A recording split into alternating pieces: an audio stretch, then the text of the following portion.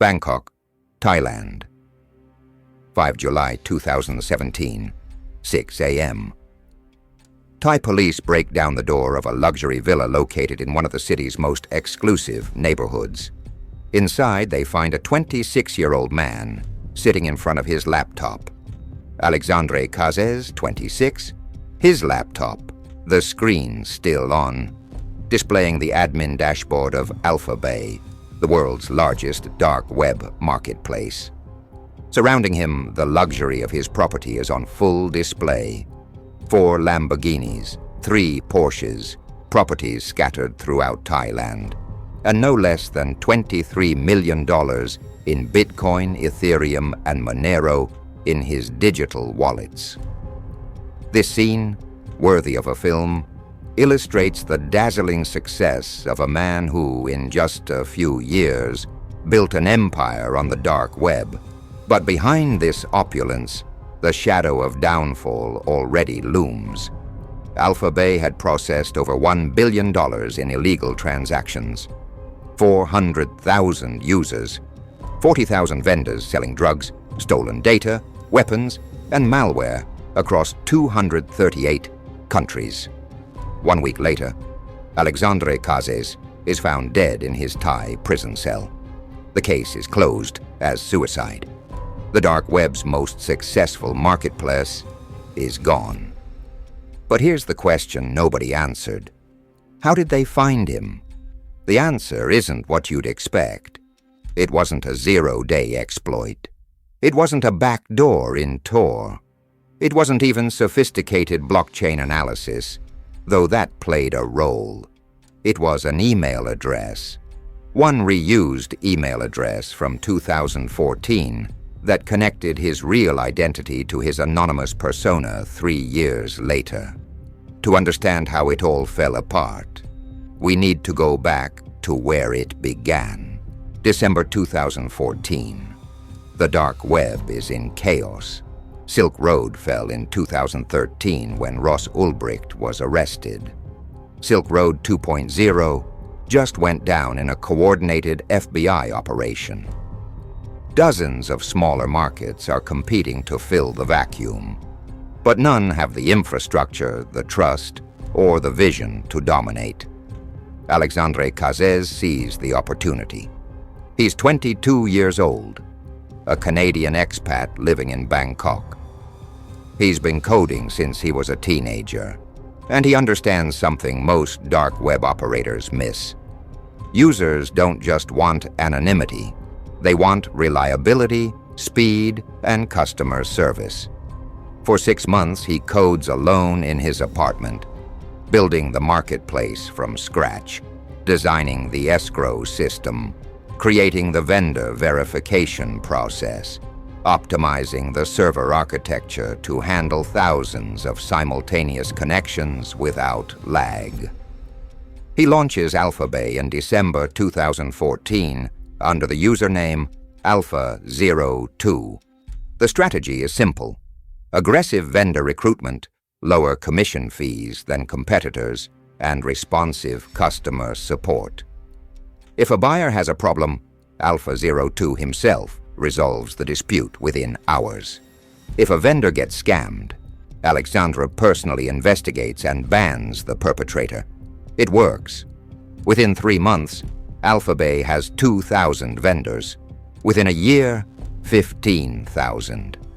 By 2017, over 40,000 vendors are listing products: cocaine from Colombia, stolen credit cards from Eastern Europe, counterfeit passports from Asia, ransomware kits from Russia. The revenue model is elegant. Alexandre takes a 2 to 4% commission on every transaction. That's $10 to $20 per sale. Multiply that across 40,000 daily transactions at peak, and you're looking at $400,000 to $800,000 per day in commission revenue alone. But AlphaBay isn't just bigger than its competitors, it's better. The user interface is faster. The search function actually works. Vendors get paid on time. Disputes are resolved fairly. The escrow system, where buyers send cryptocurrency to AlphaBay's wallet, which holds funds until delivery is confirmed, creates trust in an ecosystem built on distrust. Alexandre implements vendor ratings just like Amazon or eBay. A cocaine dealer with 5,000 positive reviews and a 4.9-star rating becomes a trusted brand. Buyers know what they're getting. Quality control emerges in a criminal marketplace, which sounds absurd but proves remarkably effective. He adds multi-cryptocurrency support, Bitcoin, Monero, Ethereum. He integrates tumbling services to obscure transaction origins. He requires PGP encryption for all shipping address communications. So even AlphaBay administrators can't read buyer-vendor messages in plain text. By early 2017, AlphaBay is processing over $1 million in transactions daily. Alexandre is living in a $1.2 million villa. He's buying Lamborghinis with cash. He's dating a Thai model. He's 25 years old and running the largest criminal marketplace in history. And he's made a mistake that will destroy everything. The email that destroyed everything was sent in 2014, before AlphaBay even launched. Alexandre was recruiting early vendors. He needed to build trust, establish credibility, convince experienced dark web sellers to move their operations to his untested platform. So he sent welcome emails to potential vendors explaining AlphaBay's features, the commission structure, the escrow system. Standard business communication. Except for one problem, the email server was misconfigured, and in the header metadata of those early messages, invisible to recipients reading the email, but permanently recorded in the technical data, was Alexandre's personal Hotmail address, pimp_Alex_91@hotmail.com. 3 years later, FBI forensic analysts would find these archived messages, and that single identifier would connect Alpha-02 to Alexandre Cazes. This is the fundamental operational security failure that cybercriminals repeat endlessly. Never reuse identifiers across real and anonymous identities. Not email addresses, not usernames, not phone numbers, not any unique string that could link both personas. Email headers contain metadata that forensic analysis can extract years after a message is sent. Even if you delete the email from your sent folder, it persists in recipient archives, in server logs, in backup systems. And investigators with sufficient motivation will find it. But one email address alone, it doesn't build a case. It's a starting point, a thread to pull. The FBI began an 18-month investigation in early 2016, coordinated with the DEA and Europol. Operation Bayonet. The objective: identify Alpha-02, locate the servers, coordinate simultaneous seizure, and arrest before Alexandre could destroy evidence or flee. They started with timing correlation analysis. When is Alpha-02 active on AlphaBay? The FBI monitored the marketplace for months, logging every time the administrator account logged in, posted announcements, resolved disputes, updated code. A pattern emerged. Alpha-02 was most active between 8 p.m. and 2 a.m. Bangkok time, nearly every day, for months. They cross-referenced this with internet service provider logs tied to Alexandre's home address in Thailand. The correlation was 94%. When Alpha-02 was online, Alexandre's home internet connection showed activity. When Alpha-02 went offline, so did Alexandre's connection. This is behavioral fingerprinting.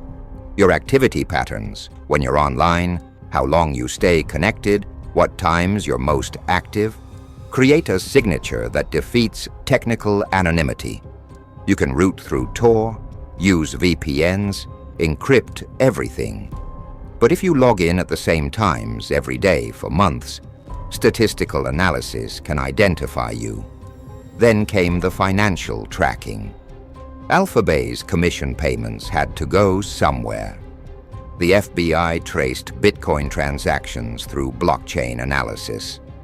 Mixing services obscured immediate origins, but sophisticated analysis could track funds across multiple wallets by identifying patterns in transaction timing, amounts, and wallet clusters. They traced $8.7 million to Thai bank accounts registered in Alexandre's name. Cryptocurrency offers pseudonymity, not anonymity. Every transaction creates a permanent public record on the blockchain. The vulnerability isn't the technology, it's cashing out to fiat currency. The moment Alexandre converted Bitcoin to Thai baht and deposited it in a bank account under his real name, he created an unbreakable link between Alpha 02 and Alexandre Cazes. By early 2017, the FBI knew who Alpha 02 was, where he lived, where his servers were hosted, and exactly how much money he'd made. Now they just needed to coordinate the takedown without giving him time to destroy evidence or disappear. International coordination at this scale is rare. The FBI can't just arrest Alexandre in Thailand. They need Thai Royal Police cooperation. They can't seize servers in Lithuania and the Netherlands without those governments' involvement. They need Canadian authorities to investigate Alexandre's background and financial records. They need Europol to coordinate arrests across dozens of European countries simultaneously. One misstep, and the operation fails. Shut down the servers too early. Alexandre gets alerted and destroys evidence. Arrest him before seizing the servers. His automated dead man's switch could wipe everything. Move too slowly, he might flee to a country without extradition. July 4th, 2017. Lithuanian authorities execute search warrants and seize AlphaBay's primary servers. The marketplace goes offline. Within minutes, dark web forums explode with speculation. Is this an exit scam? Server maintenance? Law enforcement? Vendors panic. Some start moving to competing markets. Others wait, hoping it's temporary. Nobody knows for certain. But the FBI knows, and they're moving fast. July 5th, 2017. 6 a.m. Bangkok time. Thai police breach Alexandre's villa. He's at his laptop logged into AlphaBay's admin panel as Alpha 02. The timing is perfect. He hasn't realized the servers are already seized. They arrest him on the spot, seize 4 computers, 3 smartphones, cryptocurrency hardware wallets containing millions in Bitcoin and Ethereum, the Lamborghinis, the Porsches, property deeds worth $12 million. And critically, Alexandre provides his laptop password during arrest. This is the second fatal mistake. Many cybercriminals configure dead man's switches, automated systems that wipe devices if the correct password isn't entered within a specific time frame, or if a duress password is used. Alexandre had the technical knowledge to implement this. But in the chaos of the raid, facing armed police, he cooperated. The FBI gains full access to AlphaBay's backend. Complete database of vendors, buyers, transactions, encrypted messages, 3 years of criminal commerce documented in forensic detail. But here's where it gets ethically complex. The FBI keeps AlphaBay running for 5 days after the seizure. The marketplace appears operational to users. Vendors continue listing products. Buyers continue making purchases. Transactions continue processing through the compromised escrow system. Why? Intelligence gathering. Those 5 days allow the FBI to identify major vendors, track buyer behavior, map the network of criminal activity across multiple countries. It's a controlled operation. Law enforcement running a criminal marketplace to catch criminals. But it also means the FBI is facilitating ongoing drug transactions during that window. Cocaine sales, fentanyl shipments, stolen data transfers. The ethical dilemma? Shut down immediately and scatter criminals to new platforms, or gather intelligence while crimes continue under your watch. July 20th, 2017. The Department of Justice holds a press conference. Attorney General Jeff Sessions announces the takedown. The largest dark web marketplace in history, he calls it. $1 billion in transactions, 400,000 users, 40,000 vendors. An international operation coordinating FBI, DEA, Europol, Thai police, Lithuanian authorities, and Canadian Mounties. Europol simultaneously announces they'd taken over Hansa Market weeks earlier. Another major dark web marketplace that many AlphaBay vendors fled to after the initial shutdown. It was a honeypot. The FBI had been running it, collecting data on everyone who thought they'd found a safe alternative. The aftermath is swift. 174 arrests across multiple countries in the following months. Gal Valerius, a major vendor known as Oxymonster, arrested at Atlanta Airport. Thomas Pavey, a high-volume Xanax dealer, extradited from the UK. Dozens of drug trafficking organizations dismantled. The dark web community reacts with shock and paranoia.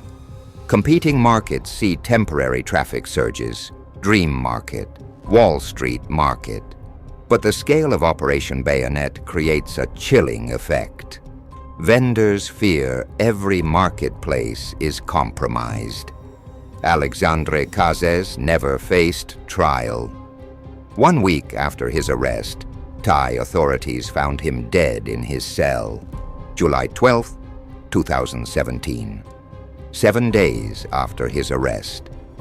Alexandre Cazes is found hanging in his cell at Bangkok Remand Prison. The official narrative is immediate: suicide by hanging. Case closed within 24 hours. Body cremated before an independent autopsy could be performed. But the circumstances raise questions that remain unanswered.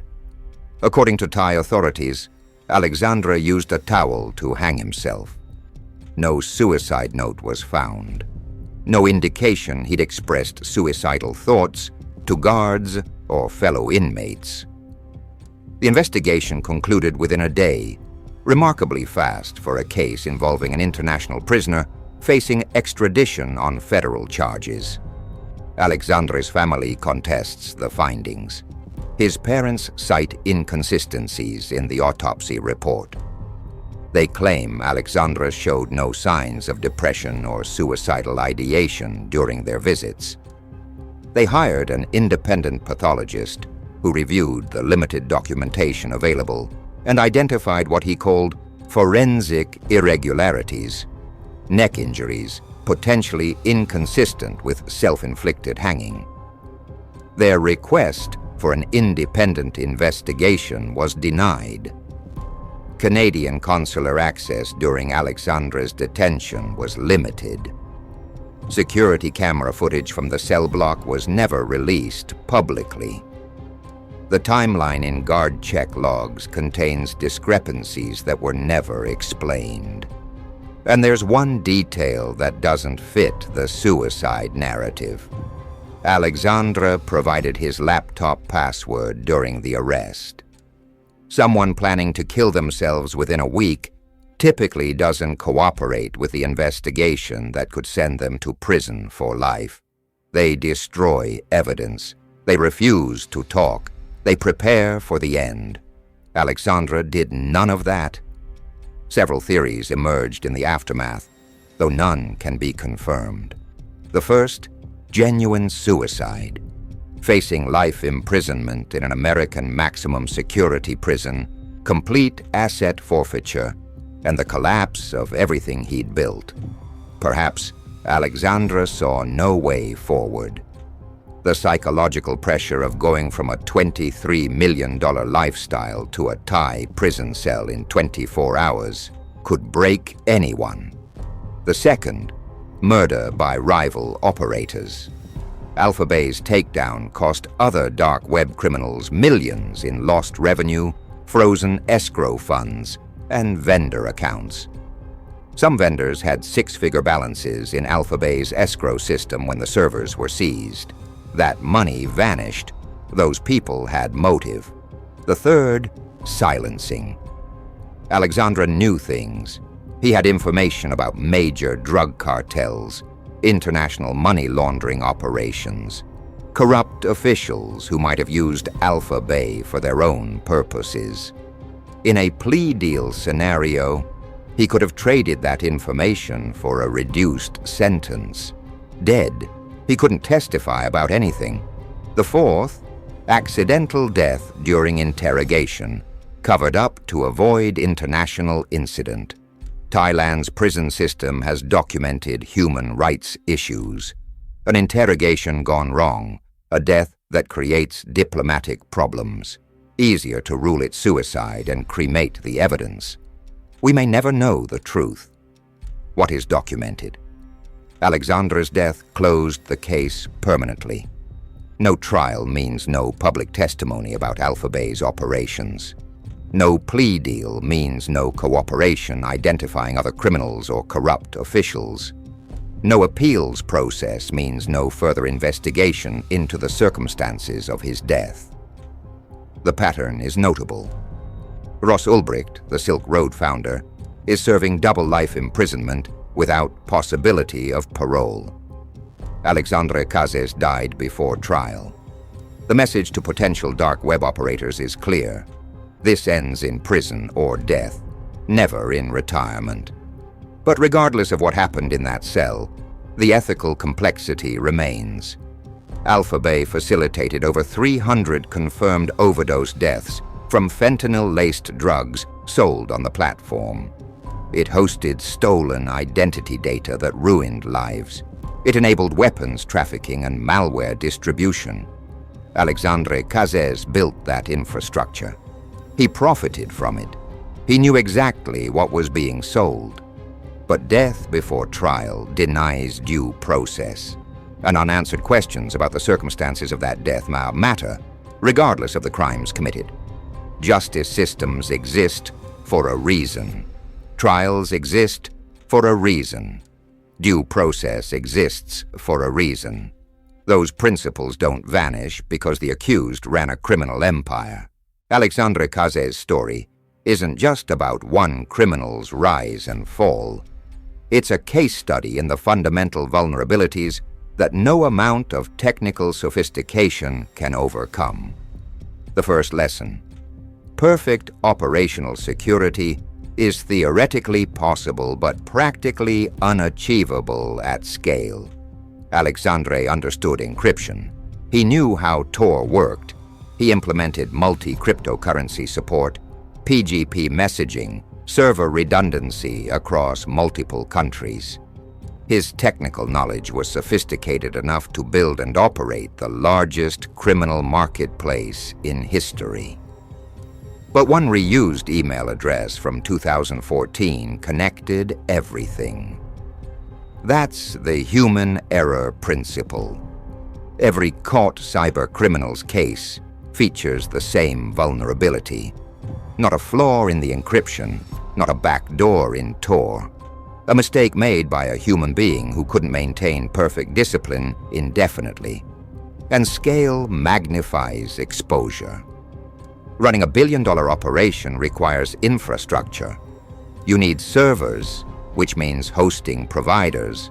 You need to cash out cryptocurrency, which means bank accounts. You need to resolve disputes, which means being online at predictable times. Each requirement creates an exposure point that perfect OpSec can't eliminate. The second lesson, your behavioral patterns betray you even through anonymity networks. Alexandre logged in at the same times, worked the same hours, maintained consistent activity patterns for months. That behavioral fingerprint allowed timing correlation analysis to match Alpha 02's activity to Alexandre's home internet connection with 94% accuracy. Randomizing behavior requires inhuman discipline. You can't just be online at random times when you're running a marketplace that needs constant administration. You can't avoid patterns when you're a human being with sleep cycles, work habits, and a life in the physical world. The third lesson, cryptocurrency offers pseudonymity, not anonymity. Every Bitcoin transaction creates a permanent public record. Mixing services raise the difficulty level, but they don't eliminate traceability. Sophisticated blockchain analysis can track funds across wallets, exchanges, and tumbling services by identifying patterns in timing, amounts, and wallet clusters. The vulnerability isn't the blockchain itself, it's cashing out. The moment you convert cryptocurrency to fiat currency in a bank account with your real name, you've created an unbreakable link. Alexandre deposited $8.7 million in Thai banks. That money trail led directly to him. The fourth lesson, international cooperation has evolved beyond jurisdictional safe havens. Alexandre chose Thailand specifically because it seemed like a safe location. Far from U.S. jurisdiction, relaxed enforcement of certain laws, a place where he could live well and operate freely. But Operation Bayonet coordinated FBI, DEA, Europol, Thai Royal Police, Lithuanian authorities, and Canadian Mounties simultaneously.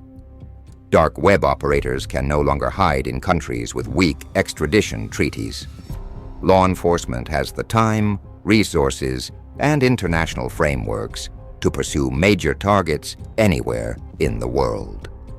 The fifth lesson, the technology itself is neutral. Tor protects journalists in authoritarian regimes. Encryption secures communications for activists organizing against oppression. Cryptocurrency enables financial transactions for people without access to traditional banking. Privacy tools serve legitimate purposes. Alexandre's story doesn't prove these technologies are evil. It proves they cannot protect you from human error, behavioral patterns, financial necessities, or the resource advantages of coordinated international law enforcement operating with legal authority and unlimited time. For viewers, the practical takeaways are clear. Never reuse identifiers across different contexts. Your activity patterns create fingerprints that analysis can match to your real identity. Metadata matters more than content. Who you communicate with, when, and from where. Financial transactions create permanent records, and encryption protects message content, but not the context of your communications. Alexandre Cazes built an empire from a Bangkok apartment. One email address brought it down. The dark web did not betray Alexandre Cazes. He betrayed himself. Perfect technology cannot compensate for human imperfections. If you found this analysis useful, subscribe to discover more in-depth investigations into the biggest cybercrime cases. Our next video is coming soon.